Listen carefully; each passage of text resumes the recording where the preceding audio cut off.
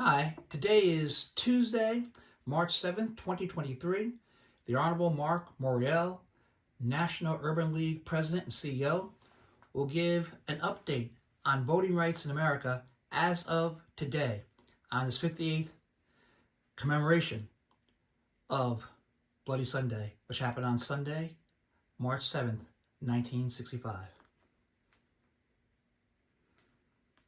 Andre, there are 160 exceptions to the filibuster rule. Now, the pathway is more difficult, but we have to make the continuing moral case for the protection of democracy and voting rights. And it is troubling that in 2023 already there have been 150 pieces of legislation filed in 32 state legislatures across the nation to even further restrict voting rights. So I would hope that Americans would look at it this way.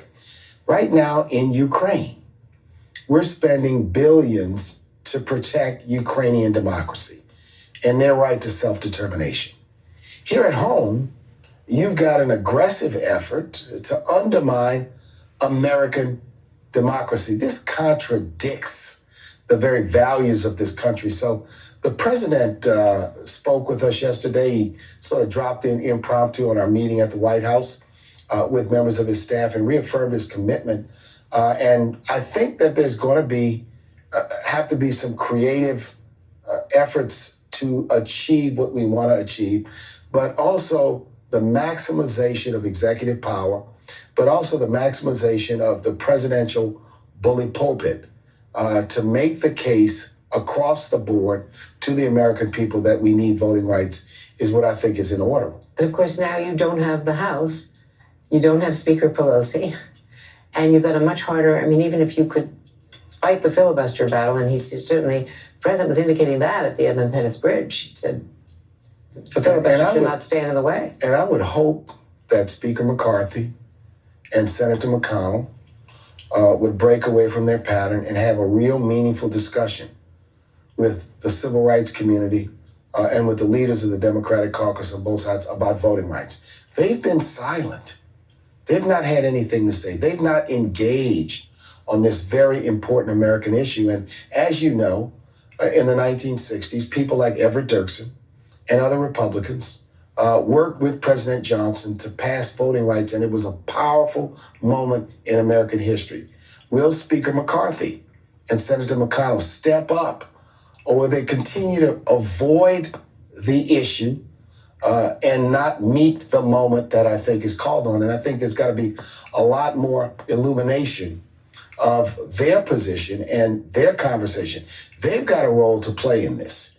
And of course, we are willing and ready to meet with anyone, anywhere, anytime to have a productive discussion about voting rights. Let me ask you about voting rights for the District of Columbia. And are you disappointed that the president clearly put politics in 2024 on the crime issue ahead of home rule for the DC when he flipped his position unyielding on that bill? In my support for home rule for the District of Columbia. And I don't think any president or any Congress should interpose itself to nullify the actions of the DC City Council. And that's what the Senate is prepared to do right now. And I think it is wrong for them to do it. I think it is inconsistent. And, Andre, it brings us back to the old days when the House and the Senate stood as a sort of super legislature, reviewing every action of the DC City Council and the DC Mayor. It hasn't happened since 1991. And so this is not a positive move. And I think we've got to say this is why DC needs to be a state. We'll have to leave it there.